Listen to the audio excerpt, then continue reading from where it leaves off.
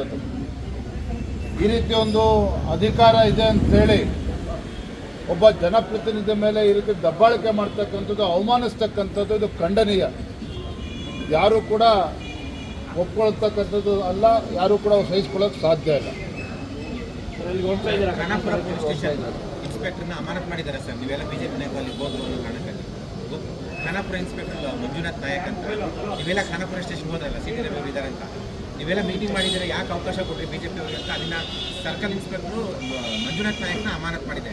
ಗುಬ್ಬಿ ಮೇಲೆ ಬ್ರಹ್ಮಾಸ್ತ್ರ ಹತ್ರ ಸರ್ಕಾರ ಗುಬ್ಬಿ ಮೇಲೆ ಬ್ರಹ್ಮಾಸ್ತ್ರ ಒಂದು ಅಧಿಕಾರದ ದರ್ಪ ಅಥವಾ ಮದ ನೆತ್ತಿಗೆರರು ಯಾವ ರೀತಿ ಆಡಳಿತದಲ್ಲಿರ್ತಕ್ಕಂಥ ನಡ್ಕೋಬೋದು ಅನ್ನೋದನ್ನು ಈ ಘಟನೆ ತೋರಿಸ್ಕೊಡ್ತದೆ. ವಿಧಾನಸೌಧದಲ್ಲಿ ಯಾರು ಪಾಕಿಸ್ತಾನ ಜಿಂದಾಬಾದ್ ಅಂತ ಹೇಳಿದ್ರು ಅವ್ರ ಮೇಲೆ ಕ್ರಮ ಕೈಗೊಳ್ಳಿಲ್ಲ.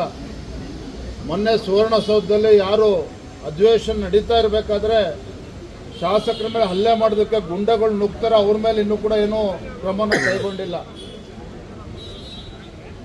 ಈಗ ಪೊಲೀಸರ ಮೇಲೆ ಕ್ರಮನ ಕೈಗೊಳ್ಳೋದಕ್ಕೆ ಹೋಗ್ತಾ ಇದ್ದಾರೆ. ಅಂದರೆ ಅಧಿಕಾರ ಇದೆ ಅಂಥೇಳಿ ಮನಸ್ಸು ಬಂದಂತೆ ನಡ್ಕೊಳ್ತಾ ಇದ್ದಾರೆ. ಇದು ಖಂಡಿತ ಸರಿಯಲ್ಲ. ಭಾರತೀಯ ಜನತಾ ಪಾರ್ಟಿಯನ್ನು ಖಂಡಿಸ್ತದೆ.